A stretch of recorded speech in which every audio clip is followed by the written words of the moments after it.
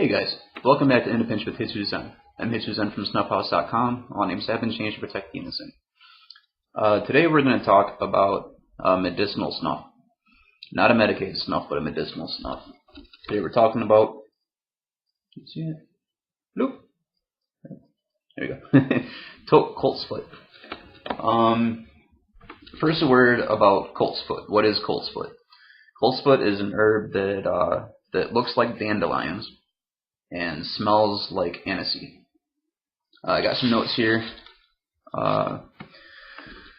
Coltsfoot, by its proper name, is called Tussilago farfara. Tussilago meaning cough or to cough. Think Robitussin, fights cough. So Tussilago means to cough, and farfara means to act on. So the proper scientific name for Coltsfoot actually means to act on coughs. This stuff has been used historically. They used to use as a tea, especially in Germany, to treat coughs, fevers, flus. It was your medieval Robitussin. Unfortunately, what they found was that there's an alkaloid, a compound of alkaloids that are hepatotoxic that can actually severely damage the liver. The alkaloid groups were called pyrrolizidine alkaloids, and there were 3 alkaloids in that group that would act together to really cause some damage to the liver. Which, given that this stuff was pretty frequently fed to infants who got sick, eventually led Germany to ban Coltsfoot tea. Shortly thereafter, Germany and Austria. In Germany and Austria, they started selling a cloned version of Coltsfoot that does not contain the hepatotoxic alkaloids and was basically safe. Toque Coltsfoot does contain well, I'll tell you honestly, by the grind, which I'll show you in a minute, I was initially suspecting that it's actual whole Coltsfoot ground into the snuff. According to a video done by Tony Snuff, he says that Toque, that Roderick had told him that it's there's an extract of Coltsfoot used that does not contain the alkaloids. So that's probably the German Austrian clone, which was, it did have a name. It was Tussilago farfara Wien, W-I-E-N, which I guess is pronounced Bean. So anyways, that's the medicinal information on Coltsfoot. Let's talk about the snuff. First off, this is not your typical Toque color or your typical Toque grind. I'm hoping it'd be really important for the camera to actually focus. There we go. Beautiful. See. All right. So for one thing, you have that medium brown, but you also have a bunch of white specks in it, which in most snuffs, I would say that's probably shreds of stem. That is why I suspected this one initially of having actual Coltsfoot ground into it, which I wouldn't be upset if it did. There's a lot of decrawling snuffs that have actual spices and herbs ground directly into the tobacco. Not an issue with me. It's an issue with some people. Not with me. The grind is, as you can probably see there, is really coarse for a Toque. I would call it medium coarse, but comparing it with other Toques, it's quite coarse. I'm going to see if I can spread some out on the lid here and kind of do... that's not going to work too much. There we go. Alright. Move the camera again. So you can see just how coarse that is for a Toque.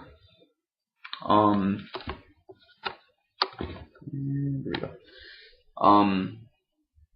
And the moisture, I would actually say it's relatively dry. So the grind and moisture level of this make me think of almost a Crowns. See if I can show you a little bit stuck on the finger. So it will stick to the finger. So it can't be. It's not going to focus at all. It can't be all that dry. But I'm telling you, for a toque, this is very coarse and very dry. You would think that would make it hard to take, but actually it's not. The stuff goes up pretty easy. The scent in the tin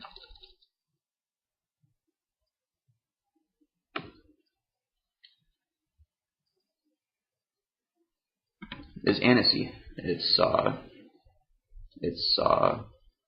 if you ever had absinthe, it's unsweetened absinthe. Anisey is kind of licoricey, but minus is a straight anisey. Initially, that's why I wanted to try this stuff, and I put it off for a while because the first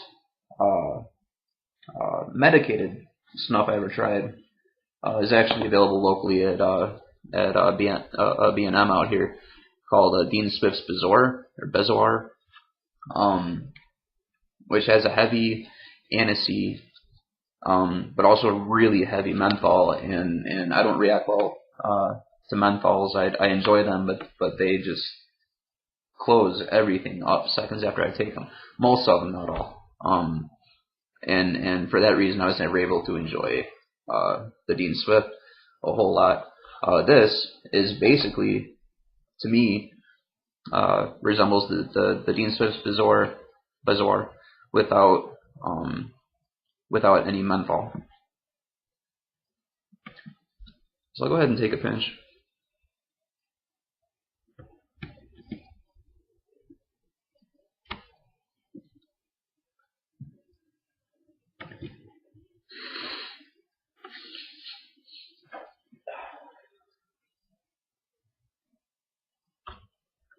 Yeah, see, the grind and moisture would make you think that it's hard to take, but it's really not.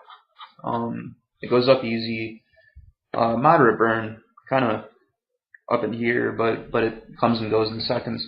The scent that you're left with,